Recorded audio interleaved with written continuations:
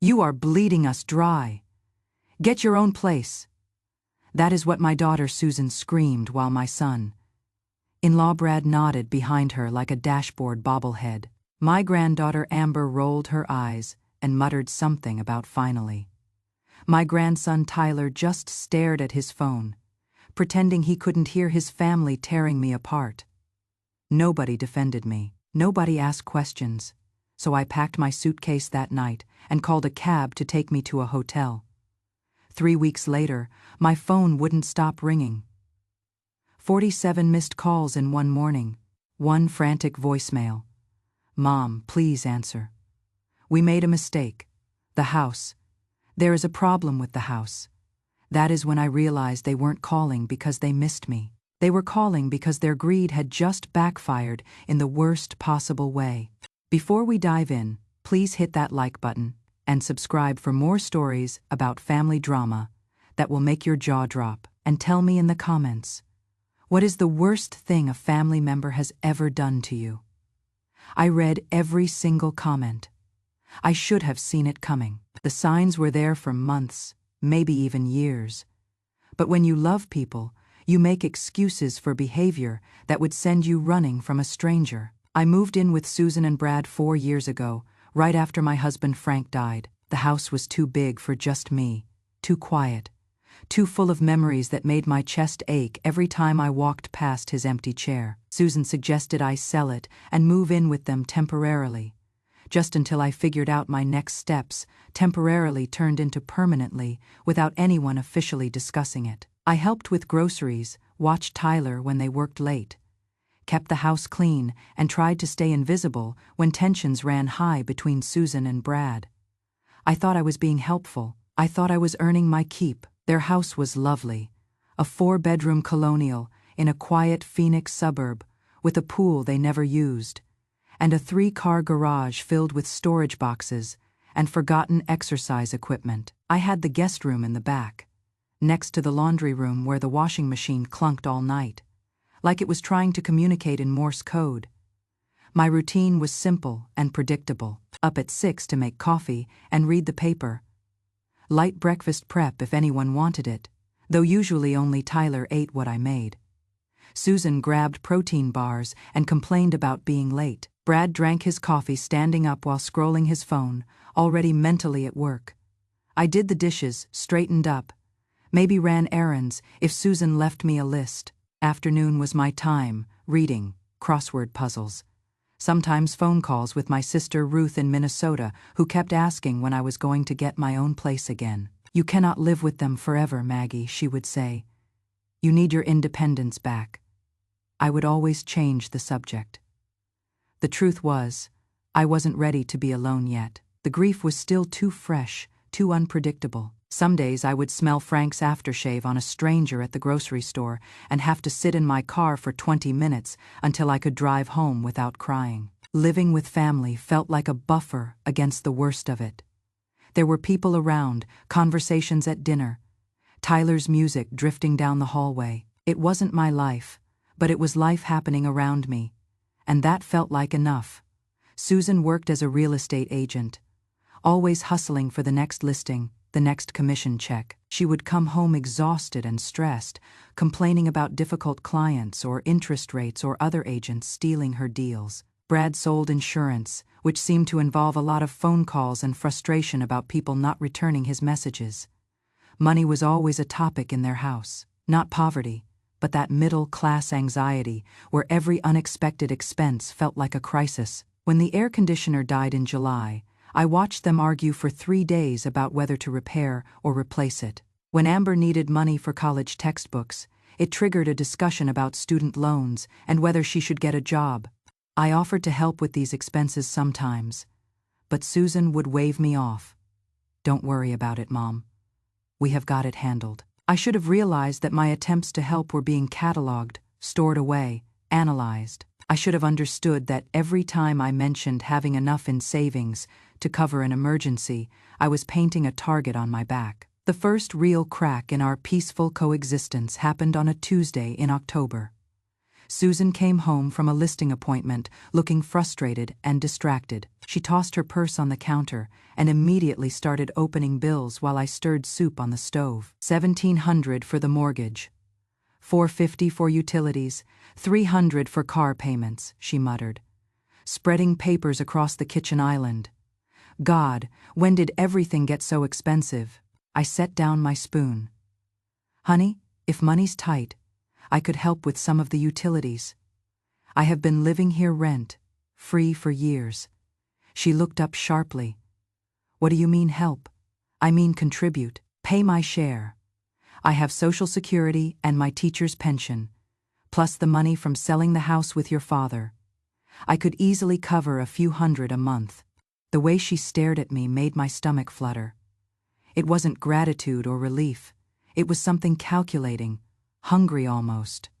How much money are we talking about, Mom? From the house sale, I hesitated.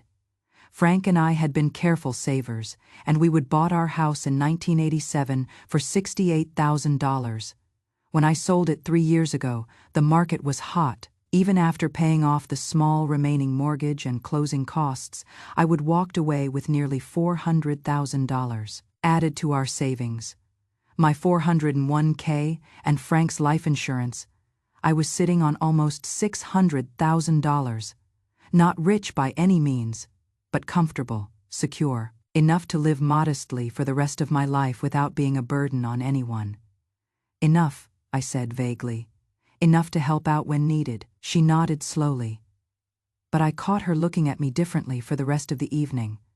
Like she was seeing me for the first time, or maybe seeing dollar signs where my face used to be. That weekend, Brad joined the conversation. We were sitting by the pool, Tyler swimming laps while Amber lounged in a chair scrolling her phone. Susan was complaining again about work, about a deal that fell through, about needing to find more clients. Maybe it is time to consider expanding, Brad said, leaning back in his chair. Get an office, hire an assistant. You have been talking about it for months. With what money? Susan laughed bitterly. We are barely covering what we have now. I glanced up from my book. What would something like that cost? Brad perked up for a decent office space. Maybe $2,000 a month, plus setup costs, furniture, signage. Probably $25,000 to do it right. That seems manageable, I said casually. If it would help Susan's business grow. The silence that followed felt loaded. Susan and Brad exchanged a look I couldn't quite read. You would help with something like that? Susan asked carefully. If it was an investment in your future, sure, family should support each other. I meant it generously, the way a parent offers to help their child succeed. I didn't realize I would just reveal the size of my financial resources to people who were apparently keeping track of every dollar I mentioned. Within a week, the requests started. First, it was small things. Could I cover Tyler's car insurance this month? Could I help with Amber's dorm fees? Brad's car needed new tires. Would I mind splitting the cost? I said yes to all of it. I was living in their house, eating their food, sharing their space. Contributing financially felt fair, responsible, like I was pulling my weight instead of being a burden. But the requests got bigger. Could I help with the mortgage payment? Could I loan them money for home improvements? Susan found an office space she loved. Could I provide the deposit? Each time, I said yes. Each time, I transferred money from my savings account without really thinking about the total accumulating. I was helping my family. This was what money was for. Security, support, making life easier for the people you love. I didn't realize they were keeping track of every penny. I didn't know they were calculating my net worth based on my willingness to spend freely. And I had no idea they were already making plans for money. I hadn't offered yet. The shift in how they treated me was gradual but unmistakable. Susan started including me in conversations about household decisions, asking my opinion about paint colors and landscaping. Brad discussed their financial goals with me, mentioning their dream of paying off the mortgage early or taking a family vacation to Europe. They started treating me less like a houseguest and more like a partner, which felt good at first. After years of trying to stay small and unobtrusive, It was nice to feel valued, consulted, important. What I didn't understand was that they weren't valuing me. They were valuing my money, and the more they understood how much I had, the more entitled they felt to it. The breaking point came in February, on a cold Sunday morning when I was making pancakes, and Susan walked into the kitchen, holding a manila folder. "Mom, we need to talk about your finances." I looked up from the griddle, confused. "What about them?" She sat down at the kitchen table and spread out papers. Financial planning documents, power of attorney forms, investment guides. "Brad and I have been thinking. You are 68 years old, living on your own savings with no one looking out for your financial interests. What happens if you get sick? What happens if someone tries to take advantage of you?" My hand stilled on the spatula. "I am not sick, and nobody's taking advantage of me." "But you could be," Brad said, appearing in the doorway like he had been waiting for his cue. "Elder financial abuse is a huge problem. Scammers target people exactly like you, widowed, living alone with substantial assets. I am not living alone. I am living with you." "For now," Susan said gently. "But what about the future? What about when you are older?" Maybe not thinking as clearly. The way she said it made my skin crawl, like I was already incompetent, already vulnerable, already in need of protection from myself. "I think you should consider giving us power of attorney," Susan continued. "Just as a precaution, Brad and I could manage your investments, make sure your money is protected, help you make smart decisions about spending." I set down the spatula and turned off the burner. "Why would I need help making decisions about my own money?" "Because you have given away almost $50,000 in the last 6 months, Brad said bluntly. "Car insurance, mortgage payments, Susan's office deposit, Amber's college costs, home repairs, groceries, utilities. You are spending money faster than you are earning it." The number hit me like a slap. $50,000. I hadn't been keeping track, hadn't added it up, hadn't realized the requests were coming so frequently, or adding up so quickly. "I was helping family," I said weakly. "And we appreciate it," Susan said, reaching across the table to pat my hand. "But this is exactly what we are talking about. You are too generous, too trusting. Someone needs to help you set boundaries. Someone meaning you. We are your family. We want what is best for you." I stared at the papers scattered across the table. Power of attorney documents that would give them control over my bank accounts, my investments, my Social Security, everything Frank and I had worked 40 years to build. "I need to think about it," I said. Susan's smile tightened. "Of course, take your time, but Mom, we really think this is the right choice for your protection." I walked back to my room and closed the door. My hands were shaking as I sat on the edge of the bed, trying to process what had just happened. They wanted control of my money, not access to it for specific needs, not help managing it, but complete control. The power to make decisions about my finances without consulting me. And they would presented it as protection, as something I needed, as if being generous with my family was evidence of incompetence rather than love. I pulled out my laptop and started researching power of attorney documents. What I learned made my stomach sink. Once signed, it would give Susan and Brad complete access to my accounts. They could withdraw money, make investments, sell assets, all without my permission. The documents were comprehensive, covering everything from Social Security benefits to life insurance policies. I also learned that financial elder abuse often started exactly like this: family members identifying elderly relatives with assets, gradually increasing financial dependence, then pushing for legal control over those assets. The pattern was textbook: the isolation, the requests for money, the suggestions that I wasn't capable of managing my own affairs, even the timing, waiting until I was emotionally vulnerable from grief and dependent on them for housing. I would been so grateful for their support, so eager to contribute and feel useful, that I would miss the setup entirely. That night at dinner, Susan brought up the power of attorney again. Have you thought about what we discussed this morning? I have, I said carefully, and I have decided I am not ready for that step. The silence that followed was arctic. Susan set down her fork with deliberate precision. Brad stopped chewing and stared at me like I would. Just announced I was joining the circus. Not ready? Susan repeated. Mom, we are trying to protect you. From what? I am managing my finances just fine. I have been managing them for 40 years. You have given away $50,000 in 6 months, Brad said. That is not managing. That is bleeding money. I helped my family. There is a difference. Amber looked up from her phone for the first time during dinner.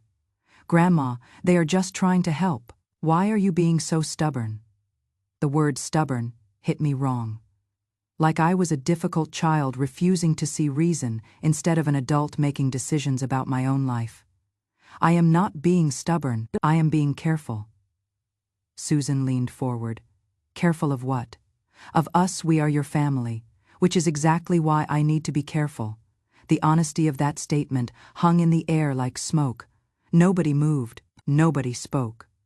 I would just admitted that I didn't trust them with complete control over my finances, and we all knew it. Fine, Susan finally said, standing up from the table. But don't come crying to us when someone scams you out of your life savings. She walked out of the kitchen. Brad followed her without a word. Amber gathered her plate and left. Tyler, who had been quiet through the entire conversation, gave me a sympathetic look before disappearing upstairs. I sat alone at the dinner table, surrounded by dirty dishes and the ruins of what had felt like a family. The next 2 weeks were tense and awkward. Susan spoke to me only when necessary, her voice cold and professional. Brad acted like I didn't exist. Amber avoided me entirely. Only Tyler seemed unchanged, still saying good morning and asking about my day. The requests for money stopped completely. No more discussions about helping with expenses. No more mentions of family financial goals. I should have been relieved, but instead, I felt like I was being punished for setting boundaries. The turning point came on a Thursday evening in March. I was reading in the living room when I overheard Susan on the phone in the kitchen, talking to her sister Denise. She is being completely unreasonable, Susan was saying. We are trying to protect her, and she acts like we are trying to steal from her. Maybe she is getting paranoid, Denise replied. I could hear her voice through the speakerphone. That happens with age sometimes. Memory issues, personality changes. That is what I am worried about. She gave away $50,000 without even keeping track of it. What if she is developing dementia or something? My blood went cold. They were discussing my mental competency, like I was already diagnosed with something, already incapable of making rational decisions. Have you talked to a doctor about it? Denise asked. Not yet, but Brad thinks we should. If we can get a medical evaluation showing she is not capable of managing her finances, then you can get power of attorney whether she agrees or not, Denise finished. I sat frozen in my chair, the book forgotten in my lap.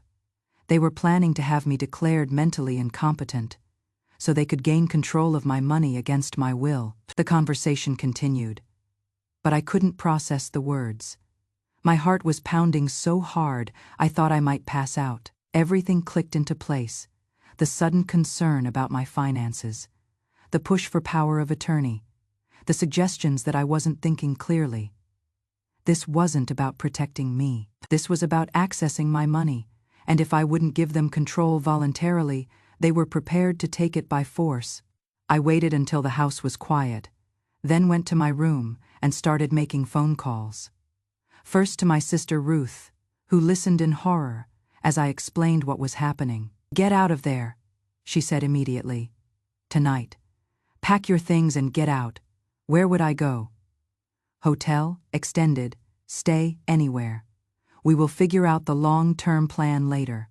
Right now, you need to get away from people who are plotting against you.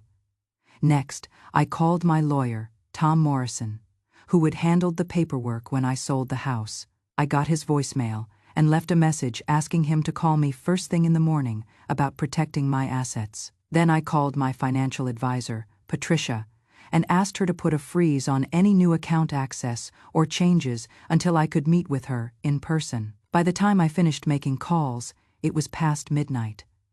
I packed quietly, taking only essentials and leaving everything else behind. I would been in this position before, walking away from a home that had become hostile. But this time I was prepared. I called a cab and waited by the front door with my suitcase, listening to the house sleep around me. When headlights appeared in the driveway, I slipped out without leaving a note. The cab driver was kind enough not to ask questions about the elderly woman traveling with one suitcase at 2 in the morning. He helped me check into a Hampton Inn near the airport, where I could think clearly without the pressure of their expectations and manipulations. I didn't sleep that night. I sat in the generic hotel chair, watching traffic lights blink through the window, processing 4 years of what I would thought was family love, but now recognized as a long-term financial con. They would taken me in after Frank died, not out of compassion, but because they would identified me as a target, a grieving widow with substantial assets and no one else looking out for her interests. Every kindness had been calculated. Every request for help had been a test to see how much I was willing to give. Every conversation about my future had been them positioning themselves to control my money. I would been so grateful for their support during the worst period of my life that I would miss the setup entirely. They would exploited my grief, my loneliness, my desire to be useful to my family. But they would made one crucial mistake. They would assumed I was helpless, that age had made me vulnerable and easy to manipulate. They were about to learn otherwise. I spent the next morning on the phone with Tom Morrison, explaining the situation and asking about my options. What he told me was both reassuring and infuriating. They cannot force power of attorney without a court order, he said, and getting that would require medical evidence of incapacity, which means multiple evaluations by qualified physicians. It is not something they can do secretly or quickly. But they could try. They could try.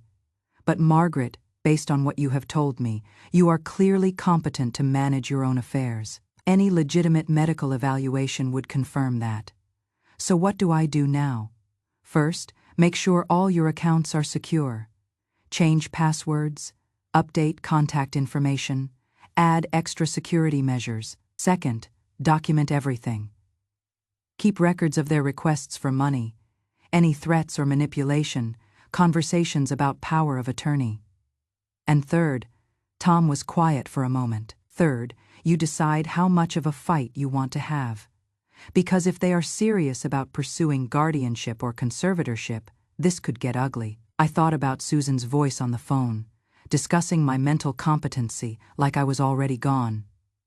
I thought about Brad nodding along with plans to control my money. I thought about 4 years of believing I was part of a loving family when I was actually being set up for financial exploitation. I want to fight, I said, but I want to do it smart. Then, let's talk strategy. The plan we developed was simple but comprehensive. First, I would secure all my financial assets, making it impossible for anyone to access them without my explicit permission. Second, I would document their behavior and demands, creating a paper trail that would prove any claims of incompetency were motivated by greed rather than concern. Third, and most importantly, I would take back control of the situation by making a move they wouldn't expect. I spent 3 days at the hotel, making calls and arrangements. Patricia helped me transfer most of my liquid assets to a new account at a different bank, one that required multiple forms of identification and verification for any changes. Tom drafted documents clearly stating my mental competency and my wishes regarding financial management. I also hired a private investigator named David Chen to research Susan and Brad's financial situation. If they were planning to exploit my assets, I wanted to understand exactly how desperate they were and what they might be capable of. What David found was enlightening. Susan and Brad were in much worse financial shape than they would let on. They were 3 months behind on their mortgage, maxed out on credit cards, and facing potential foreclosure within 60 days. The $50,000 I would contributed over the past 6 months hadn't been helping them get ahead. It had been keeping them from losing everything they had. No wonder they were desperate for control of my money. They weren't planning for the future. They were trying to save their immediate present. Armed with this information, I was ready to make my move. On Tuesday morning, I called Susan. "Mom." She sounded surprised to hear from me. "Where are you? We came home and your things were gone. I am staying at a hotel while I figure out my next steps." "What next steps? This is ridiculous. You cannot just disappear without talking to us." "We did talk. You wanted power of attorney," I said. "No. Then I overheard you discussing having me declared mentally incompetent so you could take control of my finances anyway." Silence. "That is not. We weren't, Susan. I know exactly what you were planning. The question is what happens next. Come home. Let's sit down and discuss this like adults. I am discussing it like an adult, which is why I have already moved my money to accounts you cannot access and hired a lawyer to protect my interests." Another long silence. "You hired a lawyer against your own family?" "I hired a lawyer to protect myself from people who want to steal my money. The fact that those people happen to be my family just makes it sadder. We don't want to steal anything. We want to protect you." "From what? From making my own decisions about my own money? From having control over my own life? From making mistakes? From being taken advantage of?" The irony was so thick I almost laughed. "Susan, you have taken $50,000 from me in 6 months. You are 3 months behind on your mortgage. You were planning to have me declared mentally incompetent so you could access my accounts. Who exactly is taking advantage of whom?" I heard her intake of breath. She hadn't expected me to know about their financial problems. "How did you?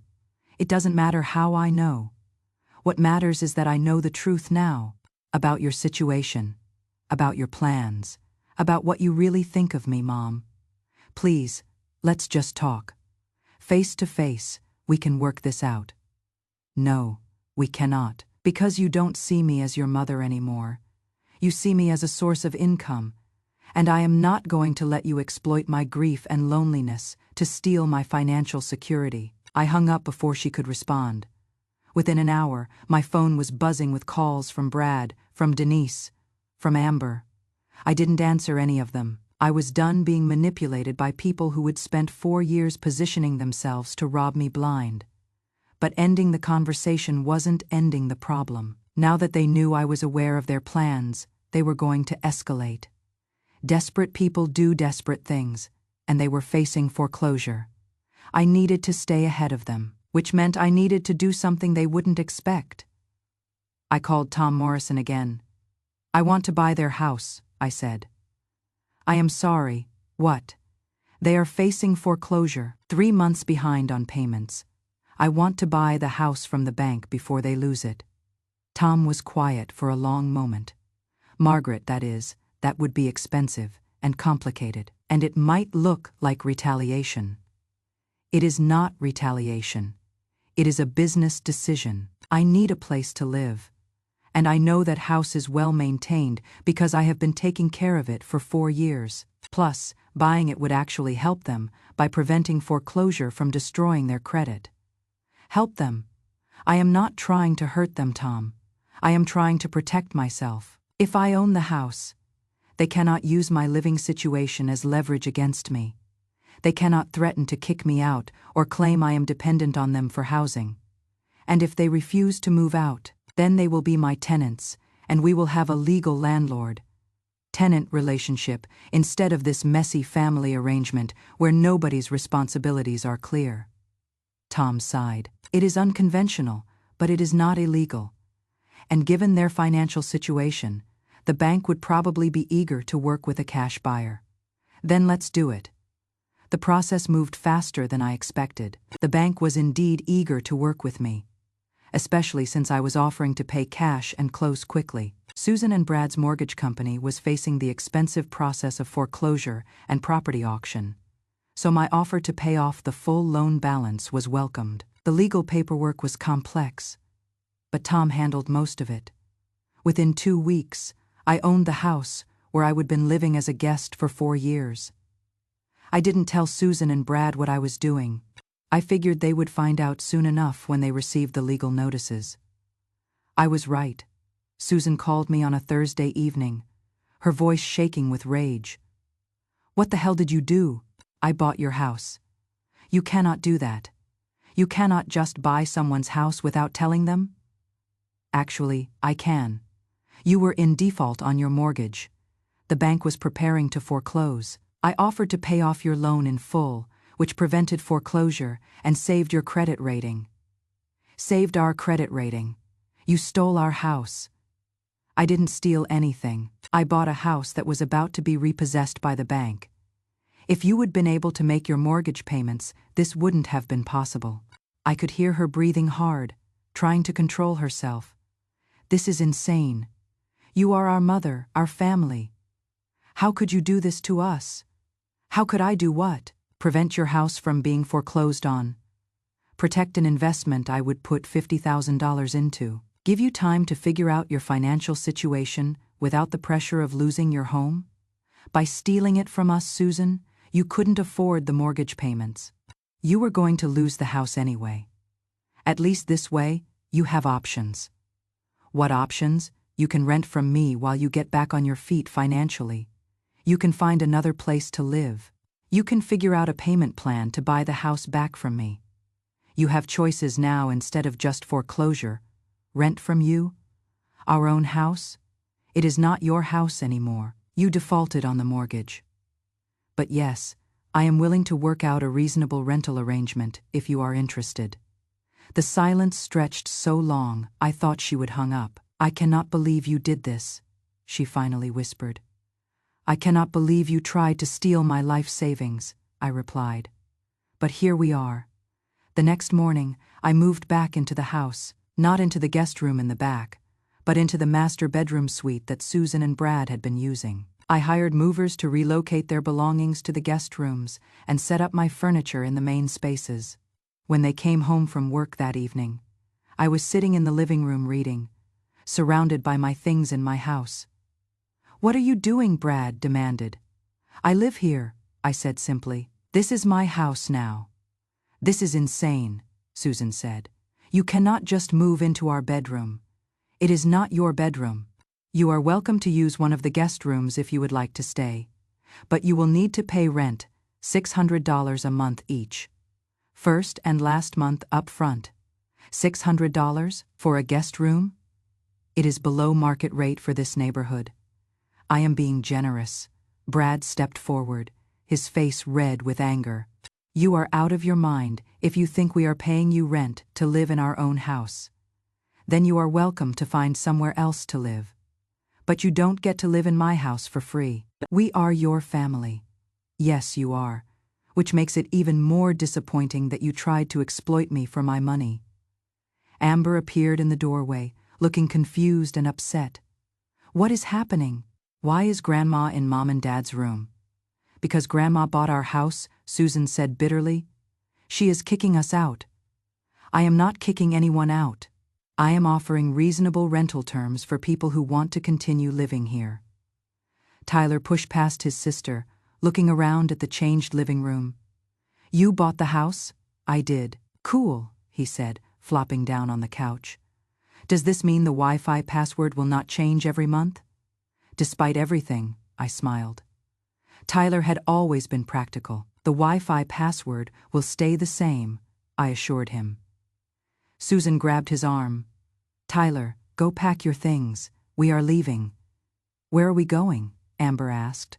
"I don't know yet, but we are not staying here." "Why not?" Tyler asked. "Grandma said we could rent rooms. That sounds better than being homeless." "We are not going to be homeless," Brad snapped. "Then where are we going to live?" Tyler pressed. "You guys said we were going to lose the house anyway. At least this way we can stay."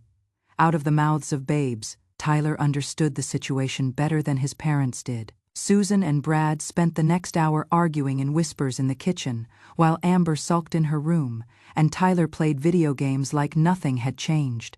I stayed in the living room, giving them space to process the new reality. Around 9 of the clock, Susan came back into the living room. "We need time to figure this out," she said stiffly.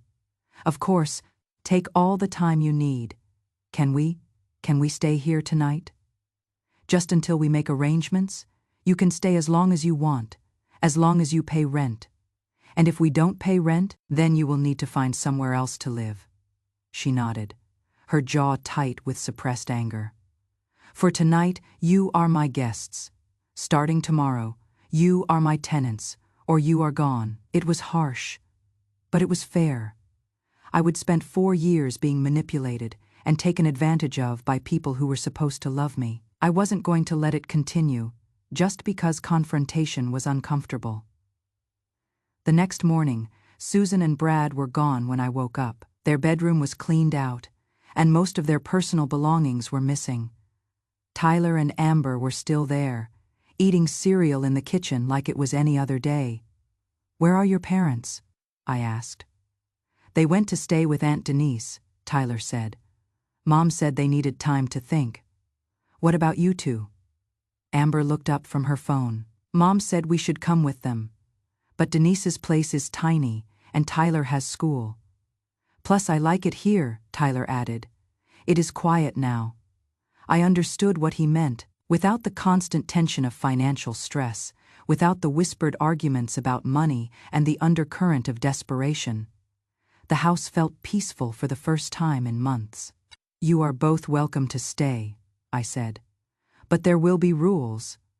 "Like what?" Amber asked suspiciously. "Like no parties, no drugs, no bringing strangers into the house without permission. Keep your rooms clean. Help with household chores. Be respectful." That is it, Tyler grinned. "Deal," Amber hesitated. "What about rent? You are 17 and 19 years old. And you are students. You don't pay rent. You contribute to the household by being responsible and helpful. What if Mom and Dad want us to leave? Then you will have to decide what is best for you. But you will always have a place here if you want it." For the first time since this whole mess started, Amber looked relieved. "Thanks, Grandma." Susan and Brad stayed away for 3 days. When they finally came back, it was with a lawyer. Not a good lawyer. Based on the cheap suit and nervous demeanor, but someone they thought would intimidate me. "Mrs. Patterson," the lawyer said, consulting a folder, "I represent your daughter and son in law in this property dispute." "There is no dispute," I said calmly. "I own the house. The deed is recorded with the county." Everything was done legally and above board. "My clients believe you took advantage of their financial difficulties to steal their home." I looked at Susan and Brad, standing behind their lawyer like children, hiding behind a parent. "Your clients were 3 months behind on their mortgage payments and facing foreclosure. I prevented that by paying off their loan in full. If they consider that stealing, they are welcome to pay me back the full amount, and I will transfer the deed back to them." The lawyer blinked. "How much would that be?" $347,000. The outstanding mortgage balance plus closing costs and fees. Susan's face went white.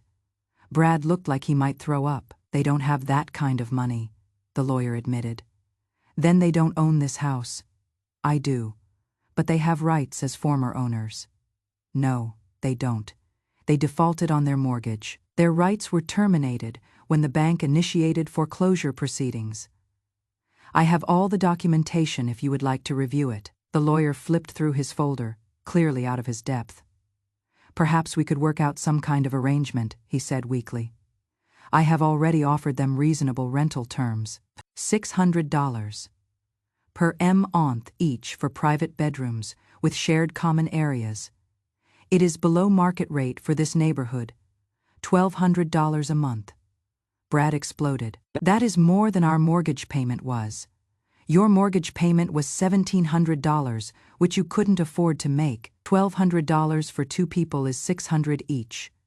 Which is what I quoted. We cannot afford $1,200 a month. Then you cannot afford to live here." The lawyer cleared his throat. "Mrs. Patterson, surely some accommodation can be made for family. I am making an accommodation. I am charging them below market rent instead of fair market value. I am allowing them to stay in a house they lost due to their own financial mismanagement. I am not sure what other accommodation you think I should make." Susan finally spoke up. "You are supposed to be our mother, our family. This isn't how family treats each other."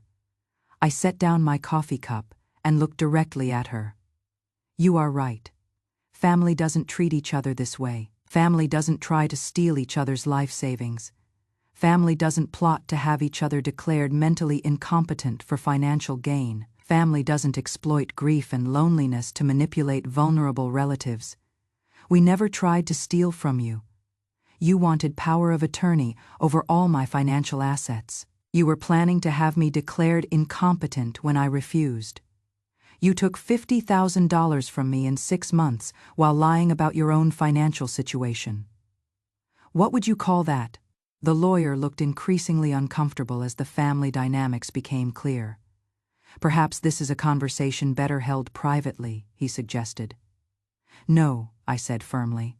"This conversation has been private for too long. Susan and Brad have been planning to exploit me financially for months, possibly years. They saw my grief over my husband's death as an opportunity to gain access to my money. When I refused to give them complete control over my finances, they started planning to take that control by force. I stood up, feeling steadier and stronger than I had in months. I bought this house to protect myself from their manipulation. I offered them reasonable rental terms to continue living here. If they choose not to accept those terms, that is their decision. But they don't get to steal my money, and they don't get to live in my house for free." The lawyer gathered his papers. "I think we are done here." "Yes, we are," I agreed. After they left, I sat in my quiet living room and realized something important. For the first time since Frank died, I felt like myself again. Not a victim, not a target, not a convenient source of money for desperate relatives. I felt like Margaret Patterson, retired teacher, homeowner, woman who had worked hard for 40 years and earned the right to make her own decisions about her own life. It took 2 more weeks. But Susan and Brad eventually accepted reality. They couldn't afford to fight me legally, couldn't afford to rent their own place, and couldn't afford to stay with Denise long-term. They moved back into the guest rooms and started paying rent, not happily and not without resentment. But they paid. The house dynamic changed completely. Instead of being the dependent elderly relative staying in their guest room, I became the homeowner setting rules for my tenants. Instead of being grateful for their tolerance of my presence, they had to be respectful of my space and my decisions. Amber and Tyler adapted quickly. They liked the stability, the clear expectations, the absence of constant financial stress. Amber even started helping with grocery shopping and cooking, not because she had to, but because she wanted to contribute. Tyler flourished in the calmer environment. His grades improved. He joined the robotics club at school, and he started talking about college plans. Without the pressure of his parents' financial crisis, he seemed younger and happier. Susan and Brad struggled more with the adjustment. They were still my tenants, still dependent on me for housing, but they couldn't quite let go of their resentment about losing control of both the house and my money. Sometimes I would catch them whispering in the kitchen, and I knew they were still angry about what they saw as my betrayal. But their anger didn't affect me the way it once would have. I would learn the difference between family love and financial manipulation. Real love doesn't require you to give up control of your life. Real love doesn't exploit your vulnerabilities for financial gain. Real love doesn't disappear when you set boundaries about your own money. What Susan and Brad had shown me wasn't love. It was a calculated attempt to exploit my grief and loneliness to gain access to my life savings. The fact that they were my family made it more painful, but it didn't make it less wrong. Now, 6 months later, we have settled into a routine that works. I live in my house, making my own decisions about my own money. Tyler and Amber live here as my grandchildren, welcome and loved. Susan and Brad live here as my tenants, paying rent and following house rules. It is not the warm family reconciliation that movies would suggest, but it is honest. It is sustainable, and it is based on clear boundaries, instead of manipulation and exploitation. I still love my daughter. I still want what is best for her. But I learned that sometimes what is best for someone isn't what they want. And sometimes love means saying no to people who are trying to hurt you. Susan and Brad have started rebuilding their finances. Without the pressure of mortgage payments they couldn't afford, they have been able to pay down credit card debt and stabilize their income. Brad found a better job. Susan's real estate business is growing, and they are talking about eventually buying their own place again. Whether they have learned anything from this experience, I don't know. Whether they understand that their financial crisis was caused by their own overspending rather than my failure to give them enough money. I am not sure, but I know what I have learned. I have learned that financial independence isn't just about having money. It is about maintaining control over that money and the decisions that affect your life. I have learned that family relationships based on financial dependence aren't healthy for anyone involved. Most importantly, I have learned that I am stronger than I thought I was. Grief had made me feel weak and vulnerable, but I wasn't either of those things. I was just sad and lonely, and I would allow people to exploit those feelings. Now I am still sad sometimes, still lonely sometimes, but I am not vulnerable anymore. I live in my own house, control my own money, and make my own decisions. I help my family when I choose to, not when I am manipulated into it. The other day, Tyler asked me if I regret buying the house. No, I told him. I regret that it was necessary. I regret that your parents put us all in this position, but I don't regret protecting myself and creating a stable home for you and your sister. Good, he said, because this feels more like home than it ever did before. He was right. For the first time since Frank died, I feel like I am home, not just in a physical space, but in my own life, making my own choices, living by my own rules. It is not the retirement I planned when Frank and I talked about growing old together, but it is mine, and it is honest, and it is built on a foundation of self-respect instead of other people's manipulation that is worth more than all the money they tried to steal. Sometimes, the greatest family drama isn't about what people do to each other. It is about finally finding the strength to stop letting them do it. And sometimes the best revenge isn't making someone pay for hurting you. It is simply refusing to let them keep doing it. So what do you think? Was I right to buy their house? Or should I have let them face foreclosure? Have you ever had family members try to take advantage of you financially? Share your thoughts in the comments. I read every single one, and love hearing your stories. And if this resonated with you, please like and subscribe for more real family drama that will make you rethink everything you thought you knew about blood being thicker than water.